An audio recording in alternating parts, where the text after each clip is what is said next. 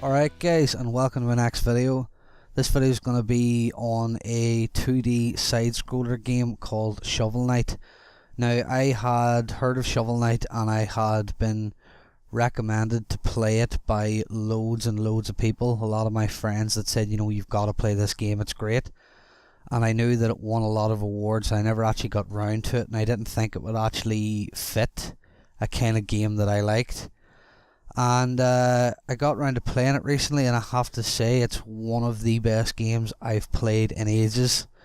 I have to praise the game for its difficulty, and I have to praise the game for literally making the game feel like a NES game. They have the colour palette perfect, they have the 8-bit graphics, and they have the 8-bit music down to a T. The music and the graphics of the actual game add a lot to it. Now, this was initially started up as a Kickstarter by Yacht Club Games, and it sold thousands and thousands of copies, and rightly so, because it is an absolutely great game. The game follows Shovel Knight, who is the main protagonist of the game. And as you start off, you find out that Shovel and Shield Knight, two knights, went around the world adventuring together, and they end up becoming separated at one point where they come across the Tower of Fate, and a amulet takes over Shield Knight, and Shield Knight locks himself in the Tower of Fate. Shovel Knight finds himself waking up outside it, and Shovel Knight decides to give up adventuring and go into recluse. However, later on in the story, the Enchantress awakens and causes havoc across the land, and Shovel Knight awakens and realises that he needs to go back into the adventuring game. The game follows Shovel Knight essentially conquering different parts of the world map, going to different areas, and basically you use your shovel as a sword essentially, and you dig up treasure as much as you can collect in every level, and you use your shovel also as a weapon to kill enemies. There's two forms of attack in the game, where you attack them head on with your shovel, or you jump up and do a shovel dive, where you have your shovel below you and you push it down on their head, kind of like if you imagine a pogo stick.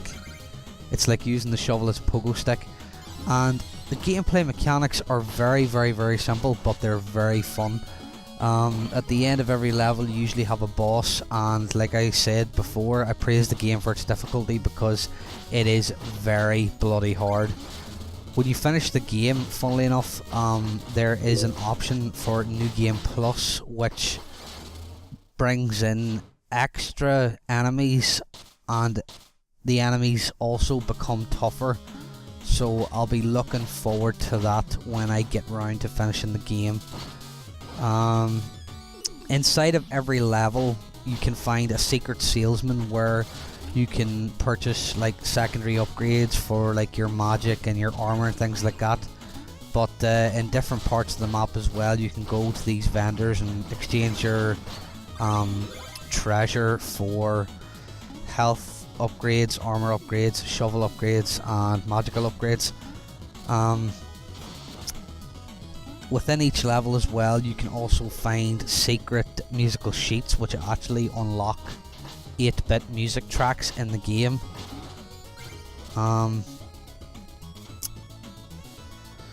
You can also buy secondary items off the hidden salesman in the levels to get projectiles, little bits of magic balls and little rockets and things like that, which is kind of interesting. It spruces up the gameplay a bit.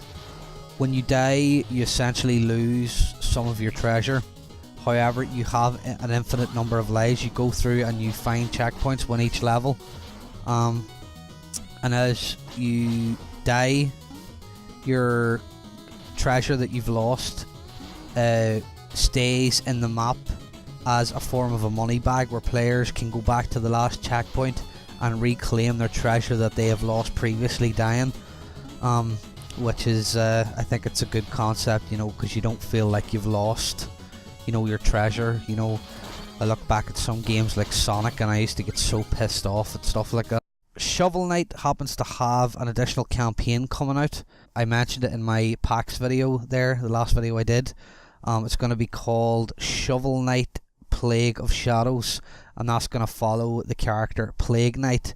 Yacht Games have also confirmed they're going to be working on additional campaigns for Spectre Knight and King Knight. So that's going to round up my review of Shovel Knight. Go play it. Until next time, my friends, goodbye.